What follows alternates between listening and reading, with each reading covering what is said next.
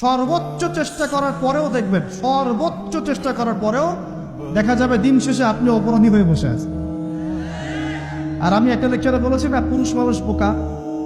পুরুষ মানুষ কেন বোকা? কারণ সে সবাইকে খুশি করতে চায়।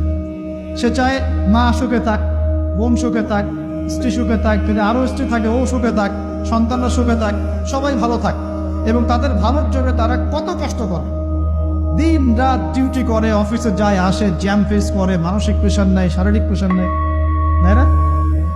অথচ এই কষ্ট কিন্তু মহিলারা বোঝে না। বোঝে? সবাই বোঝে না। আছে অনেক ভালো স্ত্রী আছে, কিন্তু সবাই কিন্তু বোঝে না। মনে করে যে পুরুষ মানুষ মনে হয় ভোগবাদী, খালি মেয়েদেরকে ভোগ করতে চায়।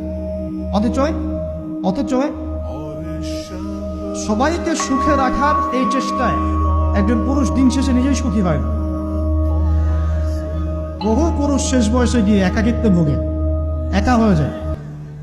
এই জন্য বলছি ফ্যান্টাসি বাদ দেন। ফ্যান্টাসি বাদ দিয়ে হালাল রিজিক হয়েছে, একটা নেককার পরহেজগার মেয়ে দেখে বিয়ে করেন, ব্যাস তাকে নিয়ে দুনিয়ার ছোট্ট জীবনটা কাটিয়ে দেন। আর জান্নাতে তো হুর করে অপেক্ষা করছে ইনশাআল্লাহ। কি মনে করেন অপেক্ষা করছে না?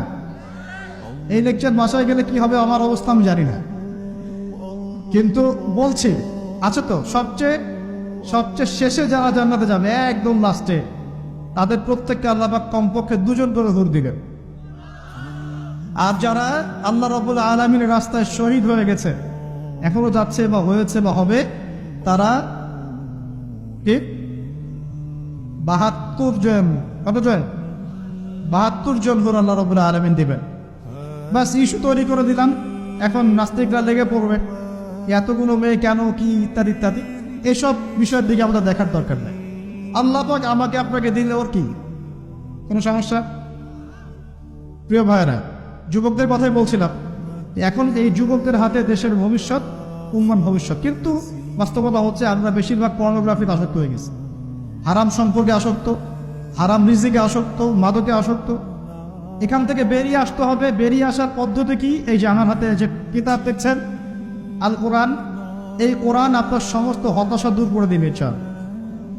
এই কোরআন আপনার সমস্ত কষ্ট দূর করে দিবেন চাক। মানুষ বেকারত্বের সমস্যায় ভোগে,